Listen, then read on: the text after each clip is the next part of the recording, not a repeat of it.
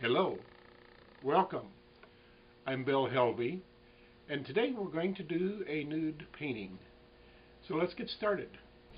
Well, one of the first things to do before you start your painting is to select your pose. From these I have a number of drawings, all drawn from life, and from these few I have selected one, which is this one, and I have now drawn it a little larger on a piece of 140-pound cold press watercolor paper, and that is the first step. Okay, the next step is a little unusual, at least it's the way I'm going to demonstrate the drawing today. I'm going to do a line drawing using acrylic ink plus this little tool like a toothpick, but it's been used many times. And the advantage of using a tool like that is that you can do a line and not worry too much about any mistakes. You can do broad line, thinner lines, and as you progress it gets thinner and thinner. So that's the process. We'll do some inking on the drawing now. After this dries, we'll basically erase all of the graphite lines, and they will not be visible.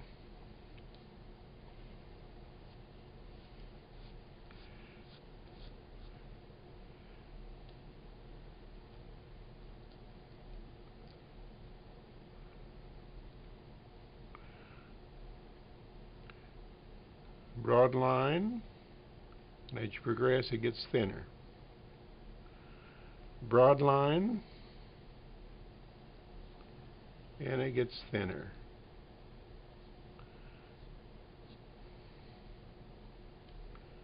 Broad line, dark.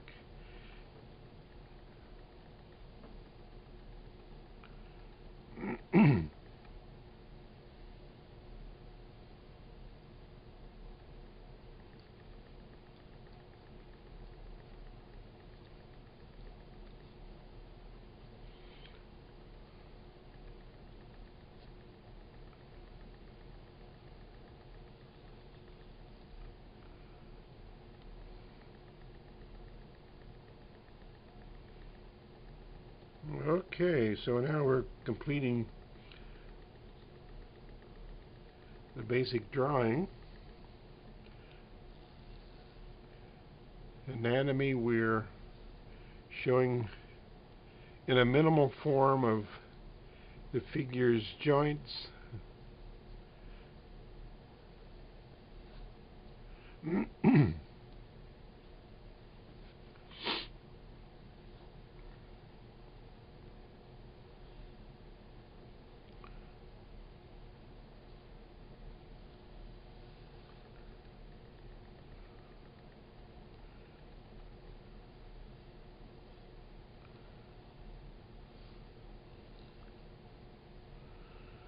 Okay, so that is the basis for the first step, and let's let the ink dry. Okay, the ink is dry, so the next step, I'm going to erase any of the graphite lines. I no longer need those, and they were mostly as a guide anyway. They were not meant to be in the final painting. So with a kneaded eraser, I'm able to go pretty much over the entire painting, and those lines that were created by the graphite are pretty much gone. Next, I have mixed a little bit of flesh color with a broad brush, and this is a number 7 brush. So let's see, let's start with the light coming in from the top at an angle. Everything from this side will be in shadow. So let's put in some color.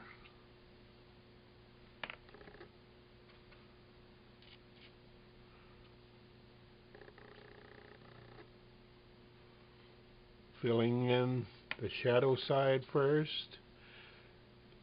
In watercolor, I like to do watercolor from light to dark colors, so they'll be in different layers. And the first layer is the skin color. Then I thin it down to the light side.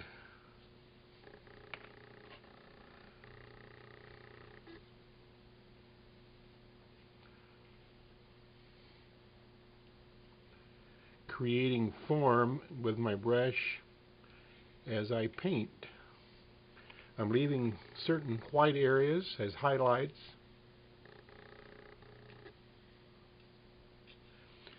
Particular emphasis of this painting will be on the feet, since that is an area that looks something we want to emphasize.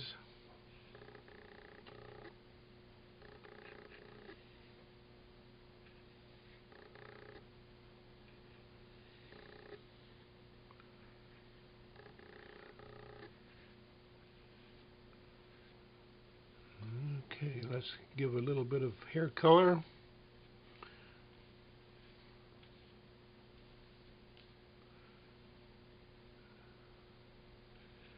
And any mistakes generally can be corrected later on, but in watercolor you don't correct them as easily as if you were working, say, in an oil painting.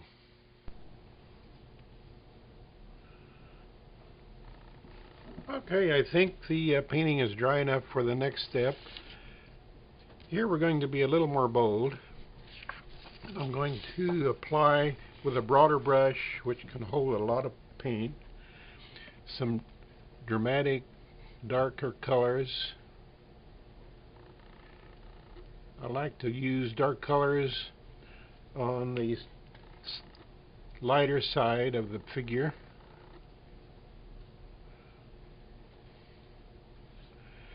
And my paintings generally have sort of an unfinished look to them.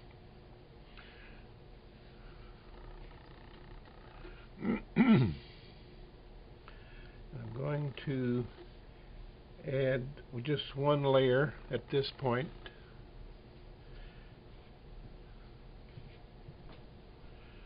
And let's turn it over. And on this side we will add a darker shadow color.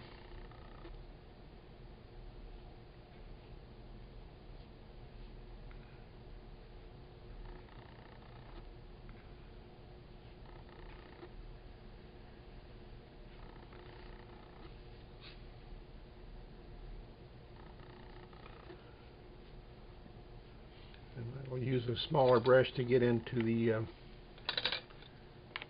little areas.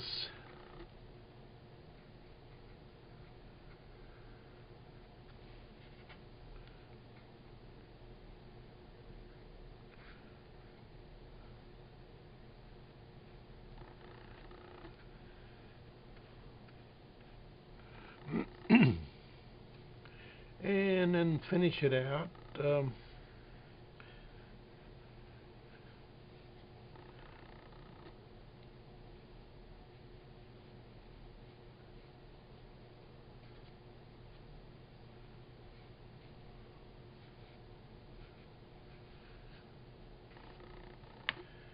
then give it some bold color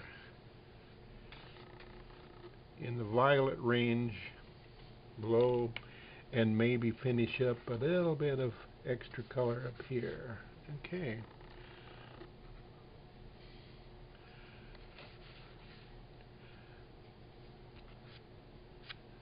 So let's let that dry, and I'll finish up a little bit of the hair and we'll be done.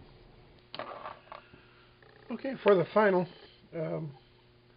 color, we're going to add a little bit to the hair to darken it.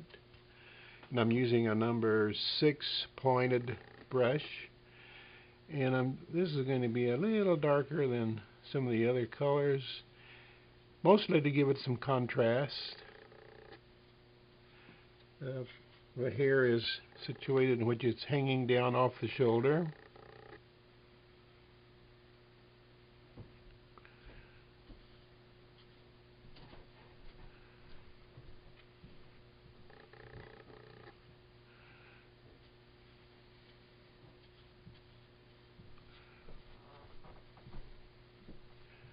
So this technique is using a dry paper with transparent inks. And the last thing, we have a hair ribbon here. Let's give it some very bright color so it'll really pop out. Okay.